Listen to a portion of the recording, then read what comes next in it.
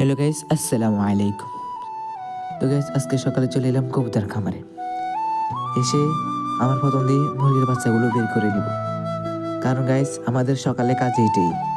সকালে মুরগিগুলো বাল করা, আর সন্ধ্যায় মুরগিগুলো ঘরে ভরা। আমাদের কাজ এইটাই। তো গাইস, আমি সকালে মুরগিগুলো বার করে নিলাম। আর গাইস, আজকে আমার খামারে একটা দুঃসংবাদ আছে।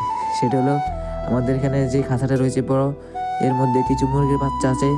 আমি কালকে বিকেলে এসে দেখি একটা মুরগির বাচ্চা মারা গেছে। তো গাইস, আমি কখনো আমার চ্যানেলে এসব মরা ভিডিও, মানে পোষা পানি মারা গেলে এসব ভিডিও আমি আপলোড না দেওয়ার চেষ্টা করি। যদি বেশি জরুরি হয় তাহলে আমি ভিডিওটা দিই, নাহলে আমি ভিডিওটা দিই না। তো গাইস, আমি আপনাদেরকে বললাম, আর মুরগিটা আমি ফেলাই দিছি। কারণ গাইস, হলো মরা মুরগি, আবার ভিডিওর মধ্যে দেখালে আপনাদের মনে কষ্ট থাকবে যে রোহন ভাইয়ের খামারে একটা মুরগির বাচ্চা মারা গেছে হায়। তো গাইস, আপনারা বেশি চিন্তা করেন না, আমার খামারের মুরগির বাচ্চা মারা গেছে, তাক আল্লাহ যেন আমার খামারে আরও মুরগির বাচ্চা বেশি আরও তৌফিক দান করে, তবে আমার জন্য দোয়া করুন। তো গাইস, আমি আমার কবুতরগুলোকে আদর দেওয়া শুরু করলাম। তো গাইস, আজকে হলো মঙ্গলবার। আজকে মঙ্গলবারে আমি সকালে কবুতরকে কিছু আদার দিলাম। আগের কিছু আদার ছিল।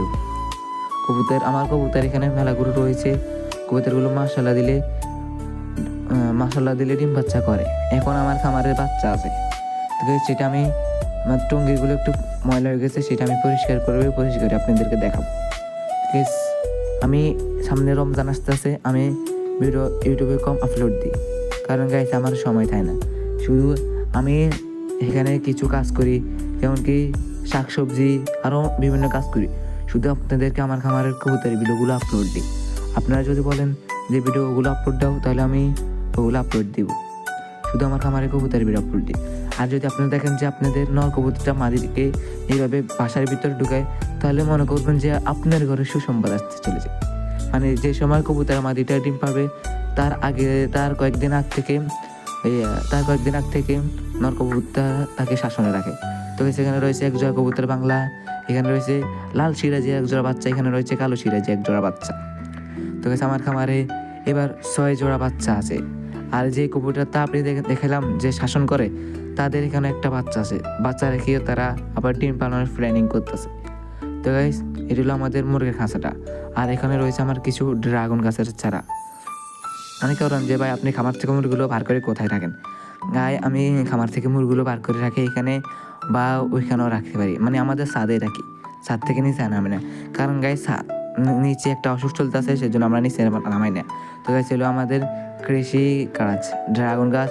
আর যেটা সবদিনে রয়েছে বেড়াদানা, সেটা হলো মুরগি গাছ। আর ওইটা হলো আমাদের ক্যাপসিকাম গাছ। তো গাইস, এটা হলো আমাদের ক্যাপসিকাম গাছ। তো গাইস, বিদায় নেওয়ার আগে আমি আমাদের কুকুরগুলো দেখাবো। তো গাইস, এগুলো কালকে এখানে মানে ডিমের খোপে বসে রয়েছে, আজকেও বসে রয়েছে, কিন্তু ডিম পারে না। আপনারা কিছু কমেন্টসে বলুন।